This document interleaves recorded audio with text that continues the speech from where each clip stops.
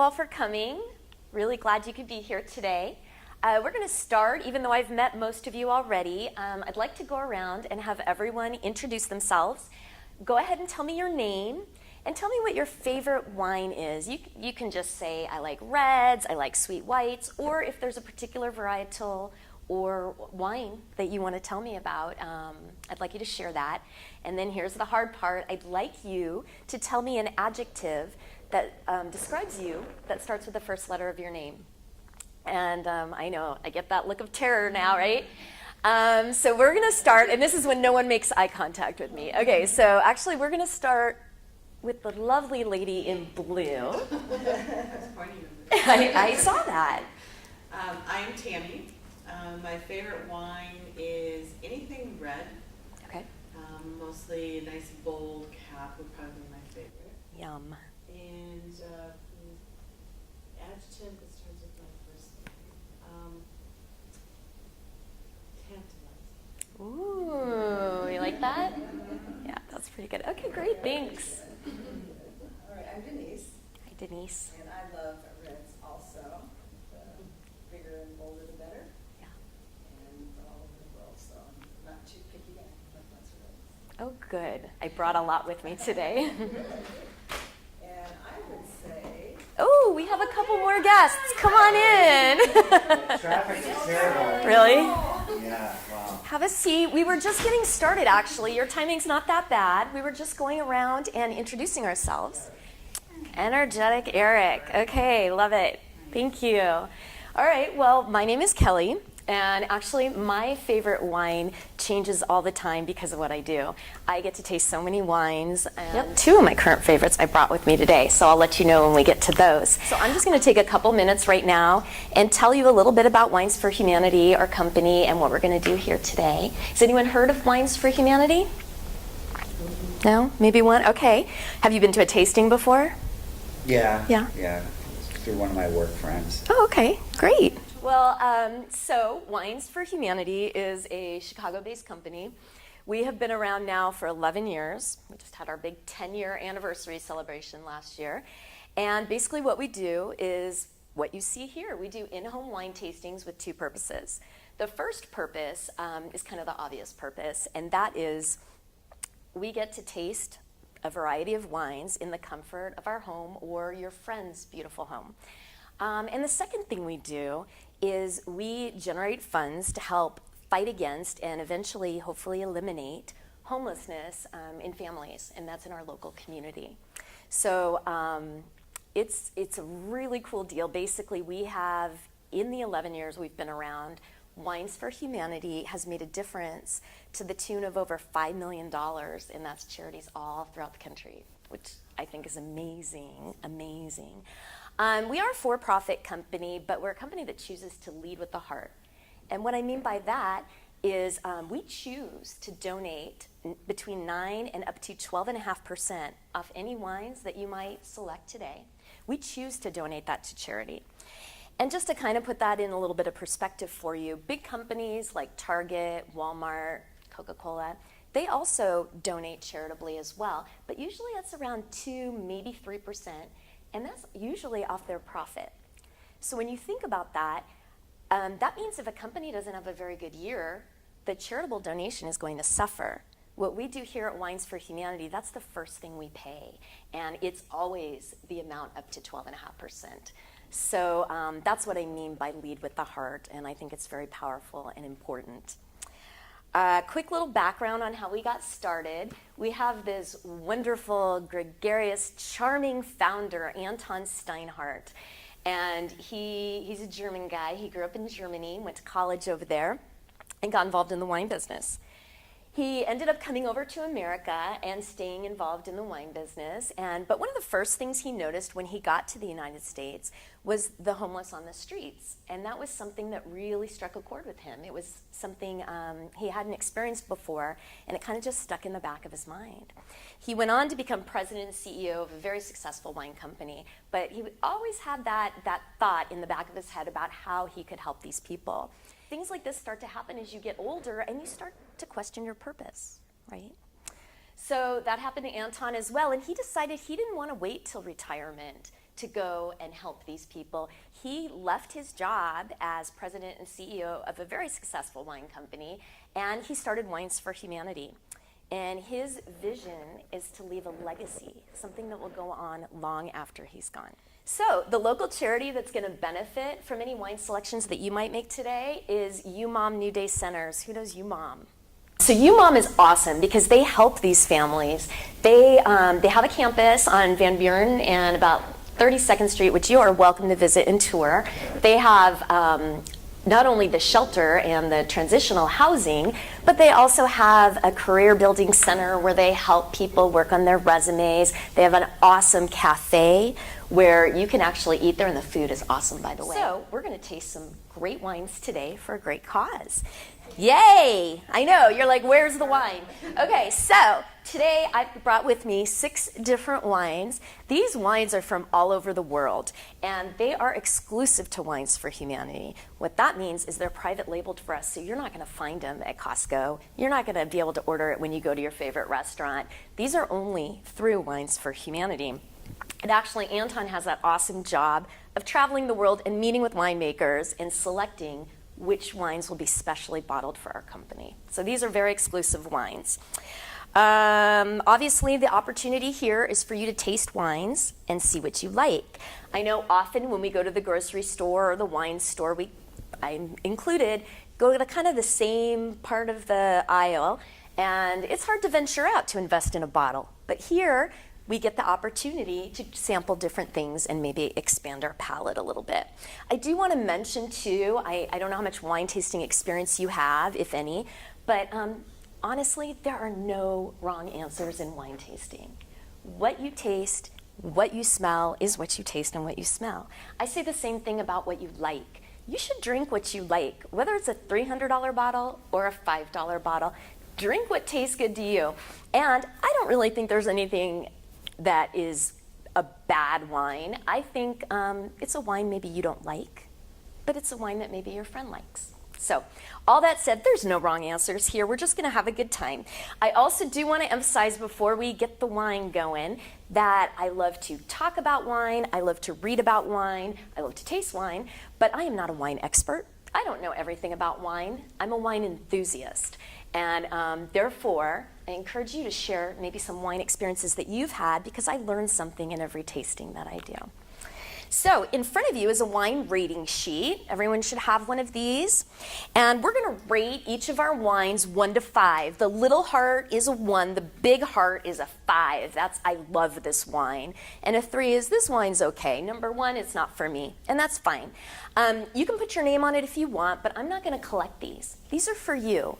I know often when I go wine tasting, by the time I get to the 5th or 6th wine, I can't remember how I felt about that first wine. So this is a great place to take some notes and remember what you like. In addition, your awesome host, Denise, has put together some really cool pairings that we're going to try with each of these glasses.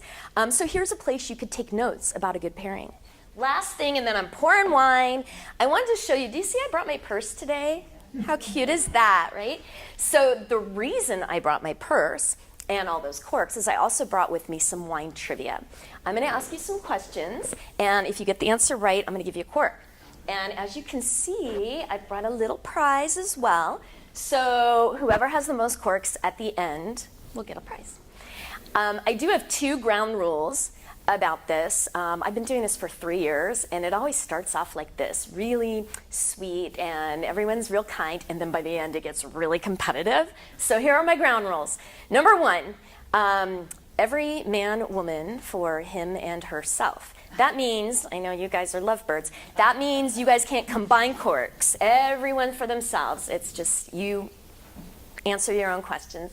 The second thing is, if you don't know a whole lot about wine, I will also, and you don't know the answers to my trivia, I will also give you a cork if you tell me what you smell, tell me what you taste, and also if you have a really nice comment or some input into our tasting experience here.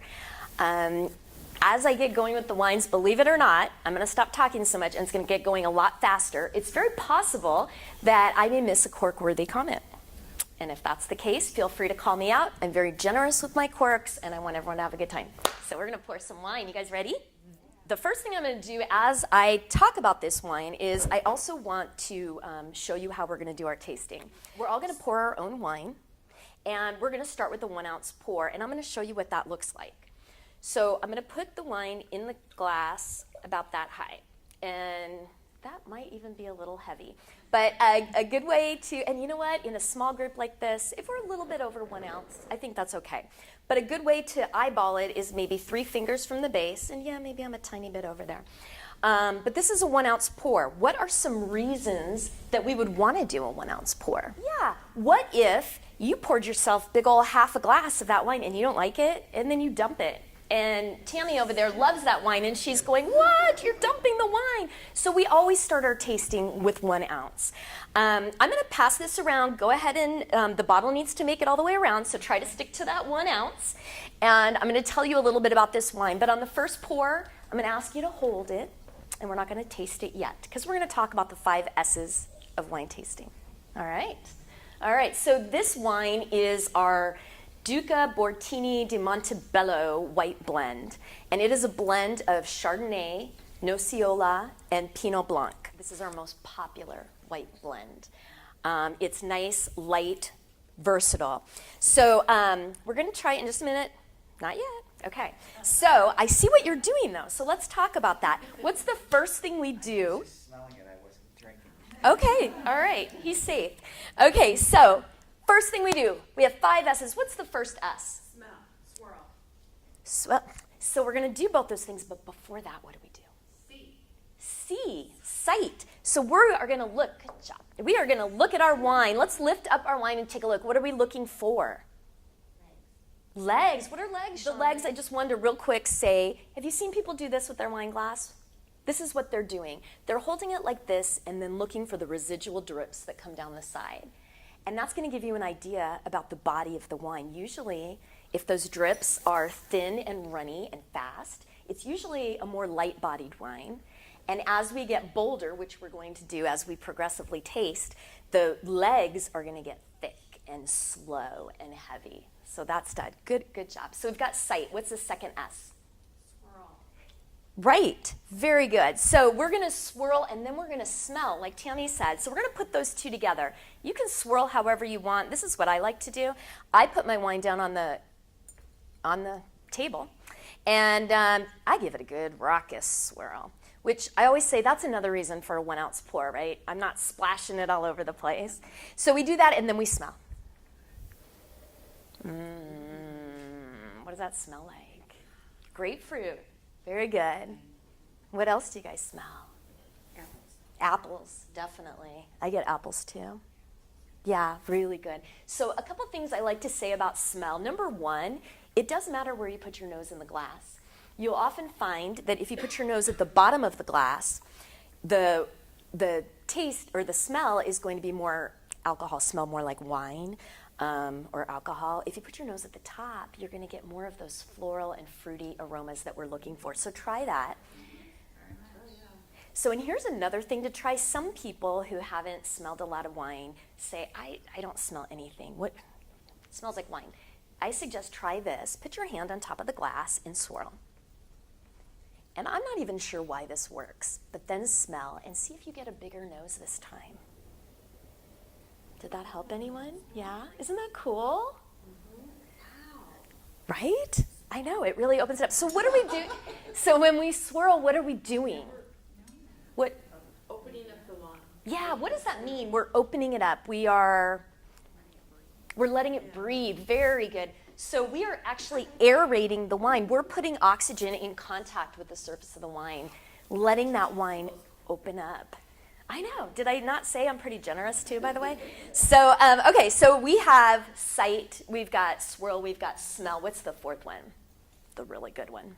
Yeah, let's sip. So you're going to take a small amount in your mouth. I want it to coat all parts of your mouth and hold it there for about 5, maybe 10 seconds.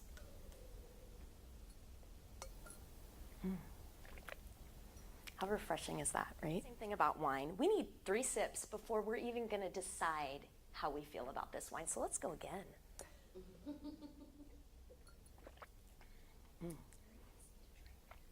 I love that. I love that comment. This is a very versatile, easy wine, right? It goes with a lot of things. Today we're going to pair it. Denise has brie, yum. So we're going to pair it with the brie. And when we do a food pairing, we always want to see, does the food bring out something extra in the wine or make it smoother, or what does it do to the wine? Does it make it taste better? Does it make it taste worse? That's what we're doing with the pairings. So, all right, let's take one more sip together, and then you are free to use your 5 S's on your own. All right, so we've hit the 4 S's. Our 5th S is?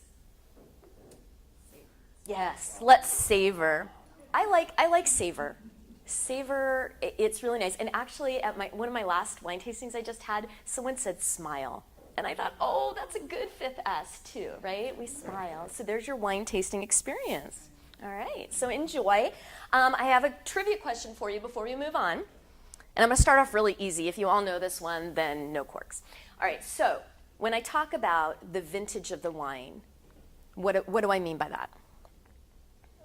The year that they're harvested. And what's cool about that is then often they're stored in barrels, right? And then not bottled until the next year or maybe several years after that.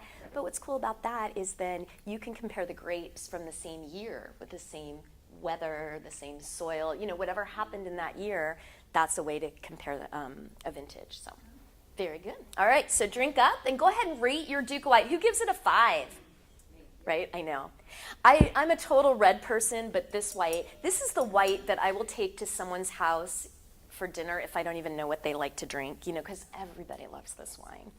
All right, cool. We're moving on. The winery we work with in Chile is Mauita, and they are a family-owned winemaker, and they've been doing it since like the 1800s, and they pride themselves on organic winemaking practices. And I don't know all the ins and outs of what that means, but I do know that they handpick their grapes, and of course, don't use the pesticides and the things like that in their growing that. So yeah, so they're not machine picked, and I think that's really cool. So I'm gonna go ahead and pour this wine. You don't have to wait for me on this one, but I would like you to go ahead and do the 5 S's on your own. Now this is gonna be quite a departure from our Duke of White, where this is a lot drier, as you mentioned, yes. So you might wanna eat a cracker before, cleanse your palate a little bit, because it's going to be a very different taste. You see a little more legs on this? Yeah, a little heavier. So this is a medium-bodied wine. Oh, it smells really good. This would pair really nicely. Today we're going to pair it with goat cheese. And this would pair really nicely with some nice salads, shellfish, sushi. That's a great question. What temperature do you think, or do you like to serve your whites at? Anyone? Right out of the refrigerator? Okay. Yeah, actually, yeah, we have something we call the rule of 20. And that is that we put our reds in the refrigerator 20 minutes before serving to add that nice little chill to those, just a slight chill. And then our whites, like you were just talking about, we pull out about 20 minutes before ready to serve. But some people like them right from the refrigerator. That's fine too, really. You drink the way you like. A way that I just kind of remember, because it's easy, but I know not everyone's got a wine refrigerator with be able to calibrate the exact temperature. But typically, you want your reds around 65, your whites around 55, and then your sparklings really, really cold. 45 is good for that. Who wants to guess how many grapes it takes to make a bottle of wine? That's a really good guess. 500.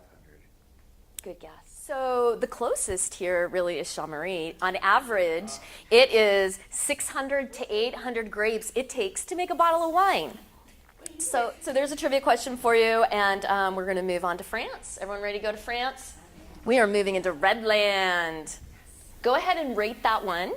So I am moving on now to Redland, and I know there might have been one of you, I'm trying to remember if one of you was saying that you didn't really like reds. You're more of a white person. But I will tell you, for your friends, this is our cuvee. This is our Pierre Laforest St. Vincent, and it is a blend. It's a red blend. The grapes are Grenache, Syrah, and Carignan. And it's really a light red. So I'm going to pass this around. Go ahead and do your 5 S's, and I'll tell you a little more about that. And the reason I was asking if there was white lovers in here, we call this a bridge wine or a red wine on training wheels. And so the reason we do that, if you're trying to get into reds, or maybe you even think you don't like reds, this is a great wine to get you started. And the reason for that is it's relatively light in body, and it's got a little bit of sweetness to it. And I hesitate to even say that because some people will say, ooh, sweet. No, but it's not sweet. It's off dry. And so that means just slightly sweet. So let's go ahead, go through your 5 S's on this one, and check it out. Oh, it smells really good. What do you guys smell? Strawberries. Definitely. So, and lucky for you, Denise has prepared some chocolate-covered strawberries to go with this, right? Yeah. Try those together and see what you think. We also call this like our pizza wine. Believe it or not, this goes really well with like mushroom pizza, and I think it's that savory mushroom that really, combined with a little bit of sweetness in here, really nice. Yeah. So I think it's a great wine for food, for regular food, but I also think, especially those of us who like the really bold reds, I almost like this as a dessert wine, with a little fruit or the strawberries after dinner maybe. It's really up to you, but yes, I would definitely put a little bit of a chill on it, but I do that to all my reds. We didn't really talk about that, but on our reds, a lot of people say you should serve it at room temperature. But we live in Phoenix, Arizona. Let's be real. We don't want to serve it at room temperature. We want it a little bit less than that. So, and I think this one would benefit from even being a little bit colder. Wonderful. Oh, I'm so glad you love it. Okay, so let's go ahead and rate that one. For our next wine, we're actually going back to Italy, and I actually need a volunteer for this. Who wants to volunteer? I will give you 2 corks. Yes. Okay. So,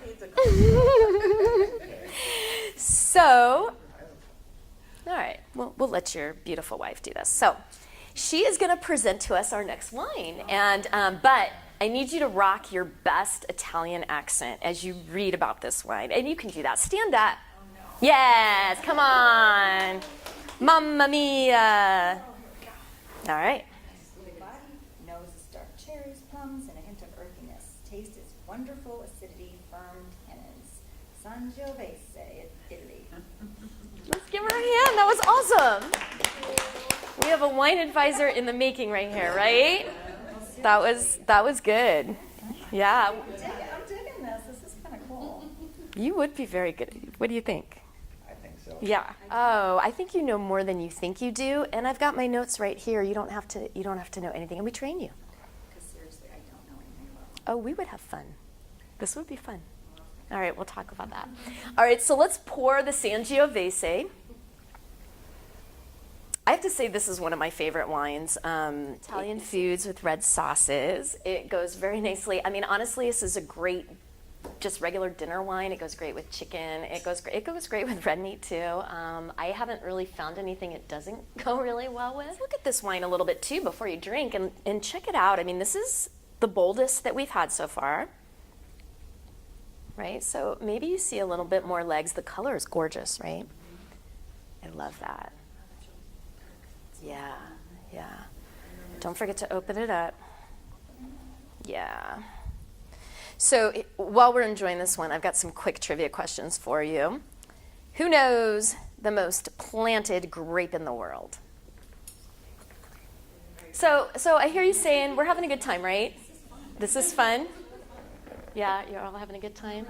So I would love to come to your house, all of your houses, and do this for you and your friends or your family. It's a lot of fun, and here's the deal. Here's what we do. So it's our hosting package, and I will come. I'll bring 7 bottles of wine that you and I will pick out together. I will bring these beautiful crystal tasting glasses. I will bring the edutainment, the trivia, the fun, right? And all you need to do is invite your wine-loving and charitable-minded friends. So I'll even suggest to you we'll work together on some pairings so you can impress your friends with some nice pairings for each of the wine. And the cost for all of that is just $59. Right? Thank you. So that's where you gasp and say, what? Yeah, and so the reason we price it like that, because clearly the value of all this wine is a lot more than that, plus my time here. However, we price it like that because we really want to meet your wine-loving and charitable-minded friends and spread more of our mission and help more people and families in our neighborhoods. So that's what we get to do. So I would love to do that. I brought my calendar with me. And I'd love to book. And also, just an FYI, your friend Denise, we can talk dates. Your friend Denise will actually get some extra wine, a little gift from Wines for Humanity, if I can book a couple tastings with you guys. So, and I'm sure she'd be one of your guests, right? I have a question. Yeah. Can we choose a charity, or do you choose a charity? So that's a great question. Our main partner in Phoenix is UMOM New Day Centers, and we love to support them. But if you have a charity that's close to your heart, we can certainly divert the funds there. So I mentioned in the beginning that our company leads with the heart. And one of the really wonderful things that we do, in addition to what you see here, is we will donate certificates for an in-home wine tasting just like this. We will donate those to a charity's silent auction or live auction. So the certificate will be at the auction. The bidders will bid on that. The winning bidder, all those funds that the winning bidder paid for that certificate will go directly to the charity. So nothing comes out of my pocket. Anton buys the wine. I donate 2 hours of my time, and all that money goes to charity. Awesome. It is really awesome. And then at the person who has that tasting, we can have the funds from that tasting that we generate go back to the charity as well. So it's a really good opportunity. And that actually leads me to my Wines for Humanity story, which I want to share with you if you'll indulge me for a minute. So 3 years ago, my husband is really involved in Rotary. Have you guys heard of Rotary? So 3 years ago, we have an annual gala every year. And we partnered with Ronald McDonald House 3 years ago. Do you know Ronald McDonald House? Yeah, awesome charity. So we had our big gala, and there at the gala at the silent auction table was a certificate for an in-home wine tasting with Wines for Humanity, and part of the proceeds would go to charity. Really awesome.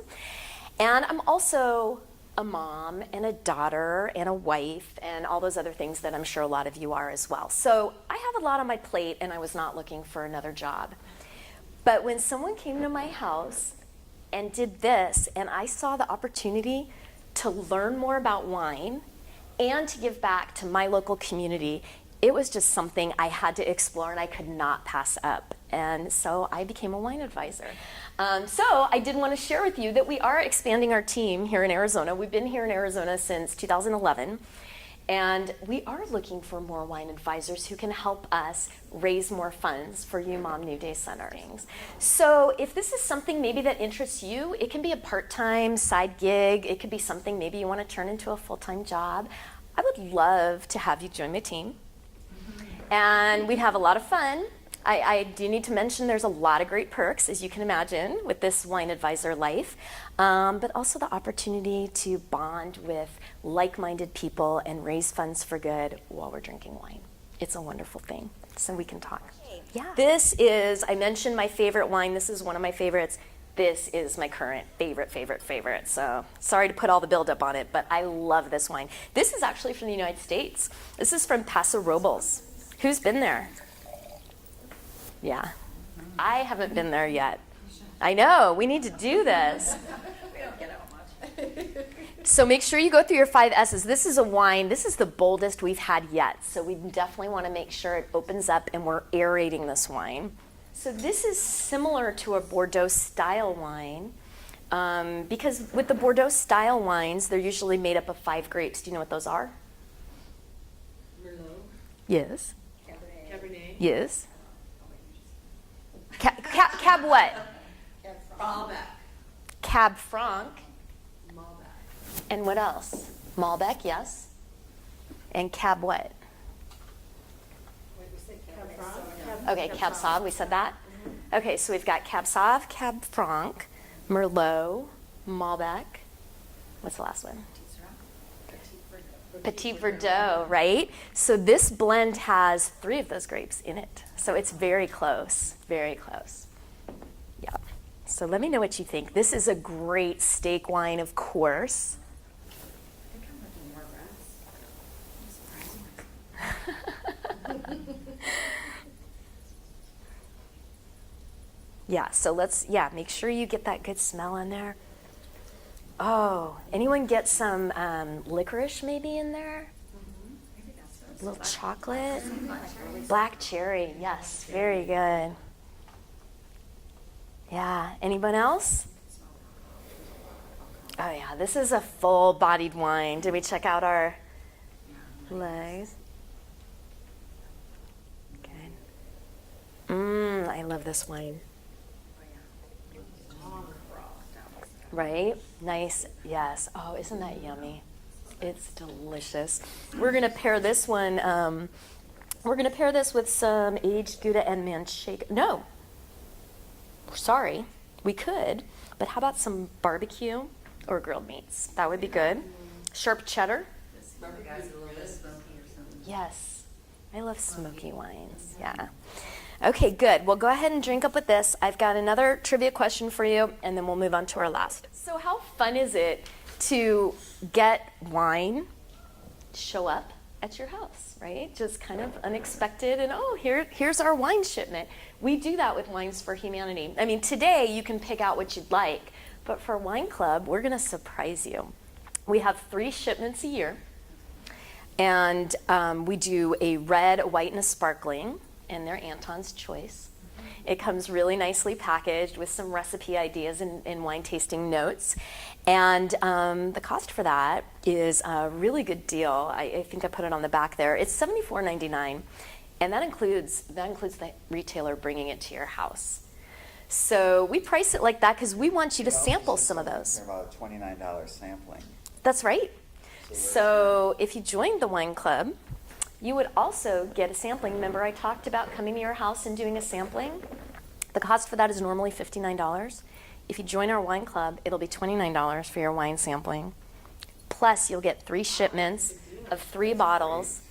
And the really cool part, too, is we just charge when we deliver the wine. So you're committing to 3 shipments, but you're going to pay that $74.99 each time it happens, which is every 4 months. Yeah. This is $74.95, so is that? Oh, yeah. Right? Or is it okay? Yeah. So it's a great gift. In fact, a couple of my wine club members did that at the holidays. One called me and he bought it for his wife, and so she got surprised with her first wine club shipment, and then to know you're going to get 2 more throughout the year.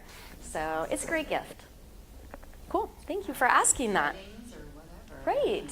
I think, yeah. Anniversary, I mean, so you can gift it, right? You can gift it. Right. What a great gift. Yeah. And especially, I always say our wines are, it's nice to give wine, but you're giving wine where a portion of the proceeds is going back to help our community. It just doesn't get any better than that. The wine club too, also. Absolutely. Absolutely. Thank you. Okay, so I'm ready to move on. How about you guys? We need to finish up our wine, and I want you to rate this, yeah? I did mention this is my favorite.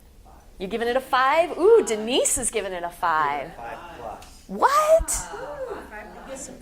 Ooh. Okay, so we are on our last bottle. Goodness, I know, time just flies, right? So I have here a bottle of sparkling from France. And so, okay, nope, got it. All right, so why am I calling this a sparkling and I'm not saying a champagne? It's not from Champagne. It's not from Champagne, France. Right. Good job, you guys. Yeah. So it's not from Champagne, France, because they actually have the monopoly on that term. So everywhere else we call it sparkling, and then in different countries we call it by other names. Italy, we call it, right? Good. And in Spain, what do we call sparkling? Rally. We're rallying. Anyone? Spain? 6, 8. How many you got? You got it? You got it in the bowl? What's the next question? Spain sparkling? Oh, cava. Like, You've heard of that? There is a certain wine locally that they age in a cave. It's a Cava. Yes. Yes. Very good. Yes, you do. Do I get a cork for that? She was elaborating on the point. Okay, so every sparkling bottle has this on top. What's that called?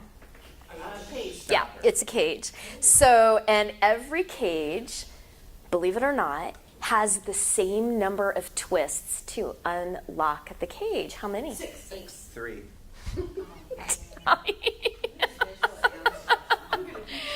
Oh, I should have shown you what the prize was ahead of time. Wait a minute. Is it 6 full ones or Well, let's see. or is it? I always say, unless your hands are really huge or strange, it's just 6 twists how you would twist it normally. So I'm going to say 1, 2, 3, 4, 5, and 6. You were right. Right? So that's a little party trivia you can share somewhere. So then we take the cage off. You all worried, Bobby? So whenever we open a sparkling, we always want to hold it at a 45-degree angle. And the reason for that is the least amount of pressure. What's wrong? It's the least amount of pressure in the bottle. And then the other trick that my mentor taught me, which has not failed me yet, is to hold the cork and twist the bottle. And that way you're not going to end up, hopefully. I always say that and think this will be the one time it doesn't work. So holding onto the cork, holding it at 45 degrees, I'm going to twist the bottle. Voila, yay.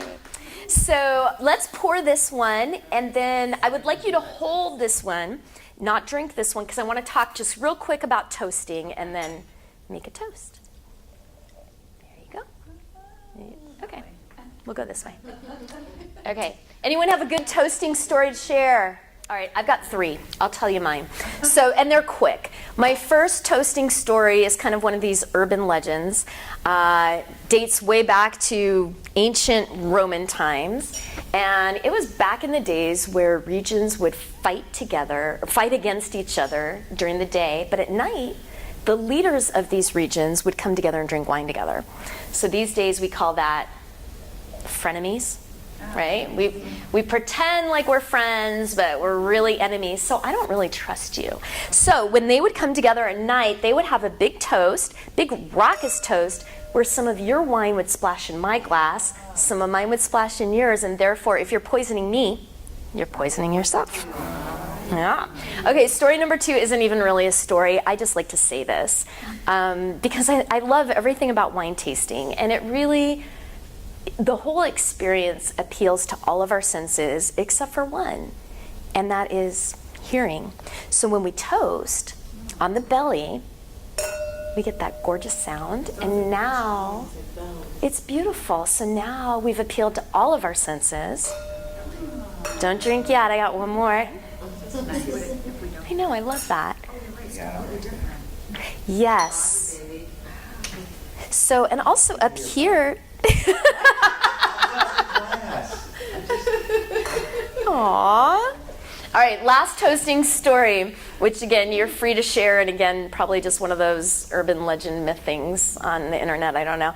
But way back in ancient times, once again, they would have these big parties. And the tradition at the parties was they would pass this big loving cup of wine around to all of the guests. So they have this big loving cup of wine, pass around, everyone would get a sip of it. But the thing is, back in those days, the wine didn't taste as good as it does today. So the tradition was the host would float a burnt piece of toast in that big loving cup to act as sort of a filter. And that would make the wine taste better for the guests. And then the tradition was that the host would eat that burnt piece of toast at the end. So there you go. So I would like to make a toast here to finish up.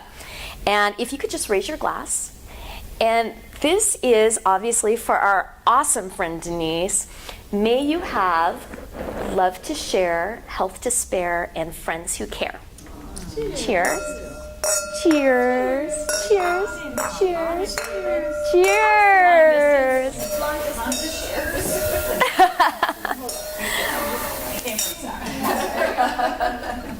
So enjoy your La Pêche. This is a peach fun sparkling light wine. Enjoy. While you're doing that, I'm going to let you know. Isn't that yummy? It's such a fun wine. I like the peach flavor. That's really good. Isn't that fun? And you know, I don't mean this in a derogatory way at all, but I always kind of liken it to the wine cooler days. You know, it's a little bit like that. You know, it's fun, it's light, bubbly. Ooh, cork-worthy, Tammy.